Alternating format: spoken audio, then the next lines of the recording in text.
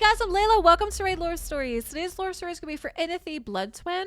Now, Inithwe did have a lore story previously, and it looks like it has been changed since. Now, if you go check back on this channel, I have a lore story for Ark Bloodtwin as well. And it looks like these two stories are intertwined. They're meshed together, right? So let's check this out and see how these stories go together. Inithwe Bloodtwin's fate was sealed long ago with a rivalry that became infamous throughout the Free Cities. Once, the demon spawn was two beings, identical twin brothers named Aaron and Heron Inithwe.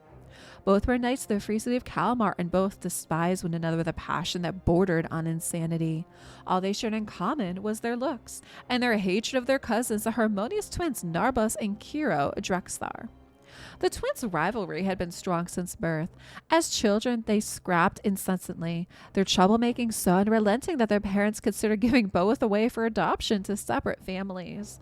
It was easy to confuse the pair, as there was no graver insult to either. While he was a surly teenager, Heron was enraged by one such incident. He took up a kitchen knife and gouged a long scar down the left side of his face to mark himself out from his sibling. Heron's act of defiance only angered Aaron, who was upset he had not thought of proving his hatred of his brother by scarring himself first. With the same knife, he slashed the right side of his face. Endlessly competitive, both brothers sought to become knights of the Lord of Kalmar. It was said that the ruler of Kalmar only accepted both as warriors because he was afraid that, if one received the honor and the other did not, the one left scorned would kill him. Perhaps with age and time, the ferocity of Heron and Aaron's rivalry would have cooled. Fate had other ideas, however. It was seemingly inevitable that the twins fell in love at the same time with the same woman, one Lady Beatrice. This fresh feud was dangerous enough, were it not for the fact that, unbeknownst to anyone in the Free City, Beatrice was secretly a demon spawn of Siroth, an ancient evil known in Inithwe as Apraxis. The fact that both twins had fallen in love with her was no coincidence. Their spitefulness had caught even the attention of the Shadow God, and he wished to amuse himself at their expense. Beatrice played one off against the other, insomuch it was even necessary to do so, and fan the flames of their disputes. The divide grew so deep that both were soon plotting to murder one another, though they knew they could never succeed and still win. Beatrice's hand for the rivalry was so well known that if any harm befell either in Kalmar, the other would immediately be implicated. For years, the twins' anger and bitterness led the pair down a path of darkness. With Beatrice's subtle encouragement, Aaron and Heron went further. They both reached out to dark powers in an effort to break the deadlock. Each swore an oath, unaware that the other was doing likewise, that they would serve the Shadow God for eternity, if they could likewise be the one to enjoy Beatrice's hand in marriage for all time as well, and Siroth accepted. The bargain was soon completed. During a campaign in the icy Red Spike Mountains, both brothers succumbed to the chilling cold. As death loomed, they finally realized their folly, how they had wasted their lives in petty rivalry.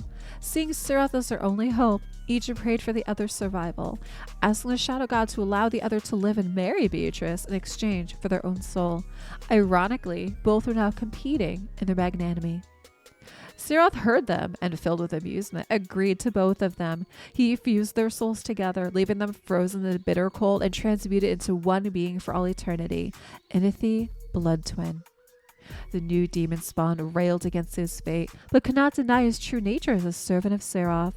The Shadow God kept his own end of the bargain, for Inithwe was indeed wedded to the triumphant Apraxis in a blasphemous ceremony.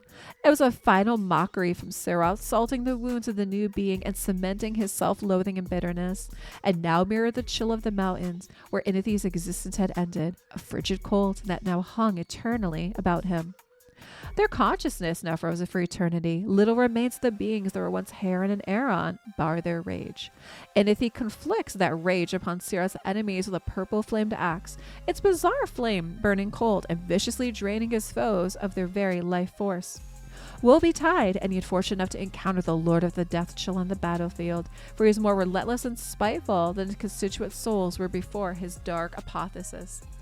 Wow. Okay, guys, I gotta say, I did like this story too. Very similarly to Drexthar, is I like what they did as far as kind of going with the whole blood twin, right? Is that again, like we have these two twins that basically like hate each other, and Serath exploits them, very similar to how the twins for Drexthar blood twin also got exploited.